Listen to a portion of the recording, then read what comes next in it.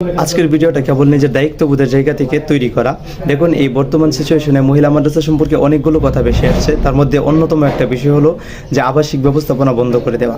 কিন্তু এখন প্রশ্ন হলো, আবাসিক ব্যবস্থাপনা যদি আপনি বন্ধ করে দেন তাহলে কি সব সমস্যার সমাধান হয়ে যাবে, নাকি সমস্যাগুলো সমস্যার জায়গায় থেকে যাবে? তাহলে আবাসিক ব্যবস্থাপনা বন্ধ করে দিলে লাভটা কী হবে?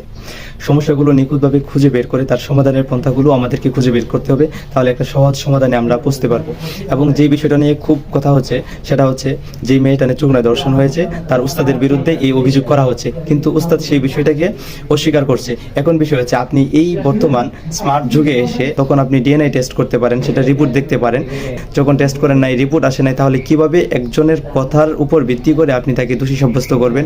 আমি তার পক্ষপাতিত্ব করছি না। যদি সেই উস্তাদ অভিযুক্ত হয়ে থাকে এবং সেটা যদি ডিএনএ টেস্টের মাধ্যমে এবং আধুনিক যত রকম টেস্ট করা যায় সেগুলোর মাধ্যমে যদি তিনি অভিযুক্ত হয়, তাহলে আমি নিজে তার শাস্তির দাবি করব এবং জনসম্মুখে তাকে এমনভাবে শাস্তি দেওয়া হোক যেন অন্য কোনো সময় অন্য কোনো মানুষ এরকম অপরাধ করার আগে তার এই শাস্তিগুলোর কথা মনে হয়ে পড়ে। কেন আমার আজকের এই বক্তব্য দ্বারা আমি শুধু এতটুকু চাই যে আপনি স্রোতের তালে গা ভাসাবেন না, সত্য মিথ্যা যাচাই করেন, এটার বিচার চান। যে অপরাধ করে নাই সে অভিযুক্ত হবে, আর যে অপরাধ করেছে সে কোনো না কোনোভাবে পার হয়ে যাবে।